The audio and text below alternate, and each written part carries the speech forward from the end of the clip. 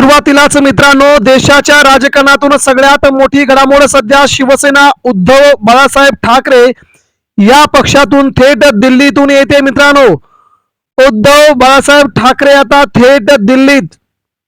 भाजपसह इतर मित्रपक्षांना देखील फुटला घाम. ठाकरेंचं नेतृत्व दिल्ली दरबारी. भारतीय जनता पार्टी काठावर पास झाले असतानाच उद्धव ठाकरेंची केंद्रात एंट्री. म्हणजे भाजपला सत्तेच्या बाहेर ढकलण्याच्या हालचाली. नेमकं काय घडलंय? भाजपचे कोणकोणते मित्र उद्धव ठाकरेंच्या भेटीला आणि देशाचं राजकारण शरद पवारांनी एका दणक्यामध्ये हरवलं? मित्रांनो, जाणून घेऊया 5 मार्च या रोजी होणाऱ्या सगळ्यात मोठ्या घडामोडींकडे. सगळं अखंड देशाचं लक्ष लागलं असतानाच महाराष्ट्र मात्र त्या गोष्टीकडे अतिशय आतुरतेने पाहतोय. एप्स्टीन फाईल पासून ते राज्यसभेच्या जागांपासून ते आता लोन पोहोचलंय केंद्र सरकारच्या पडण्यापर्यंत. कोण कोण राजीनामा देणार, कोण सत्तेच्या बाहेर जाणार, पहिल्यांदाच देशाच्या राजकारणातून आलेली सगळ्यात मोठी घडामोड आता आपण पाहूया. मित्रांनो, शिवसेना पक्षप्रमुख उद्धव ठाकरे यांची एंट्री आता देशाच्या राजकारणामध्ये होणार असल्याची सगळ्यात मोठी बातमी समोर येत आहे. महाराष्ट्राचे मुख्यमंत्रीपद भूषवल्याच्या नंतर संपूर्ण भारत देशामध्ये गवगवा करणारे आणि प्रसिद्धीला आलेले महाराष्ट्राचे माजी मुख्यमंत्री आणि सध्याचे विद्यमान शिवसेना पक्षप्रमुख उद्धव ठाकरे यांची मात्र आता सगळी संपूर्ण महाराष्ट्रामध्ये हवा चालू झाली आहे.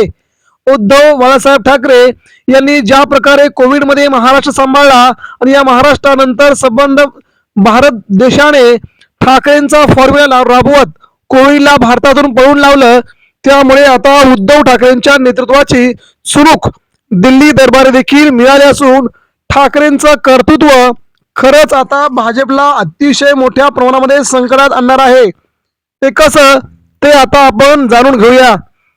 मित्रांनो, शिवसेना महाराष्ट्रामध्ये आता निवडणुका पार पडल्यात. विधानसभा झाली, लोकसभा झाली, जिल्हा परिषद झाल्या, पंचायत समिती झाल्या आणि महानगरपालिकेच्या निवडणुका झाल्या. आणि आता मात्र वेळ लागले ते महाराष्ट्राच्या दिल्लीमध्ये होणाऱ्या राज्यसभा आणि लोकसभेच्या निवडणुकांचे. 2000 आता झालेल्या 24 साली भारतीय जनता पार्टीला लोकसभेमध्ये काठावरती यश मिळालंय. हे काँग्रेसला देखील माहित आहे, भाजपला देखील माहित आहे की सध्या काठावरती यश जरी मिळालं असलं तरी उद्धव ठाकरेंचे असलेले 9 ते 10 खासदार हे भाजपसाठी खूप महत्वाची भूमिका बजावू शकतात. त्यामुळे उद्धव ठाकरेंना केंद्रात जवळ करण्याच्या भाजपच्या हालचाली सुरू होत्या. मात्र ठाकरेंनी नकार देत आता भाजपची प्रचंड कोंडी केली आहे. भाजपला केंद्रात बहुमत नाही. दुसऱ्यांच्या कुबड्यावरती उभं राहून भारतीय जनता पार्टी दिल्लीची सत्ता उपभोगते आहे. त्यामध्ये नितीश कुमार आहेत, चंद्रबाबू नायडू आहेत, अजून बरेच लहान लहान एक खासदाराचे पक्ष यांना सोबतीला घेऊन भारतीय जनता पार्टी केंद्राचा गाडा आखते आहे. आणि हा गाडा आखत असताना आता मात्र त्यांना त्यांच्या खूप मोठ्या चुका समोर येऊन केंद्रातून सत्तेचं पलायन करण्यास आता सुरुवात होते. कारण हे तसंच आहे. कारण की महाविकास आघाडीकडून उद्धव ठाकरे दिल्लीच्या तख्तावरती बसतायत. महाराष्ट्रातून आता उद्धव ठाकरे दिल्लीच्या ठिकाणी येणार ही खबर आता दिल्लीकरांसाठी, दिल्लीश्वरांसाठी नक्कीच चांगली नसणार आणि उद्धव ठाकरेंच्या शिवसेनेसाठी मात्र ती खूप मोठी भरारी घेऊन जाणारी असणार. काय घडतंय पडद्याच्या पाठीमागे? महाविकास आघाडी, इंडिया आघाडी यांना काय साधायचंय? सध्या राहुल गांधींनी भाजपला सळो की पळो करून सोडलंय. परंतु काँग्रेसचं एकच चुकतं की काँग्रेस पत्रकार परिषद घेऊन तो मुद्दा पुढे रेटत नाही, तो मुद्दा जागेवरती दाबते. मित्रांनो, परंतु आता मात्र महाराष्ट्रातील घडणाऱ्या या सगळ्या घटना उद्धव ठाकरे दिल्लीच्या नेतृत्वाच्या दरबारी येऊन ठाकरेंचा जो वचक असतो तो आता भाजपवरती राहणार आहे.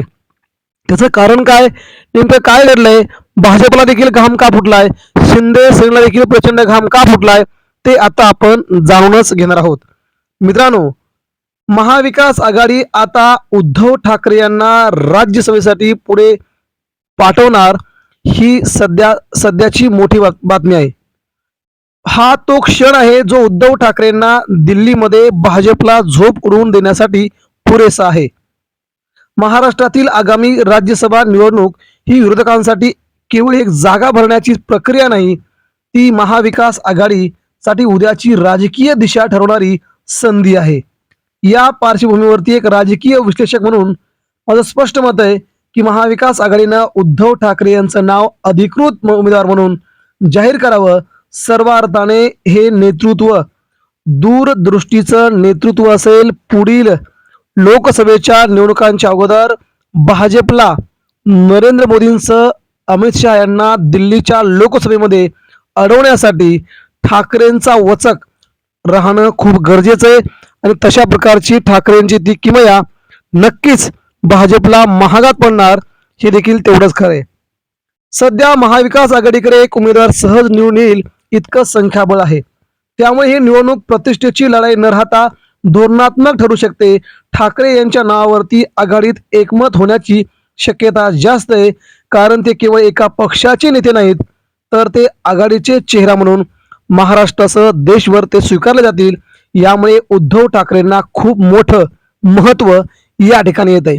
राज्यसभेसाठी उमेदवार ठरवताना आघाडीत अंतर्गत स्पर्धा निर्माण होऊ शकते, परंतु ठाकरे यांच्या नावावरती आक्षेप घेण्याची शक्यता कमी आहे. उलट त्यांच्या उमेदवारीमुळे कार्यकर्त्यांमध्ये सकारात्मक संदेश जाईल की आघाडी अजूनही एकत्र आहे आणि नेतृत्वाबाबत स्पष्ट मत आघाडीचं आहे. दिल्ली ही केवळ राजधानी नाही, तर राष्ट्रीय राजकारणाचे केंद्रबिंदू आहे. राज्यसभेत प्रवेश म्हणजे संसदेतील प्रक्रियेत सहभाग, राष्ट्रीय चर्चांमध्ये थेट भूमिका, ही ठाकरेंसाठी खूप महत्वाची ठरू शकते.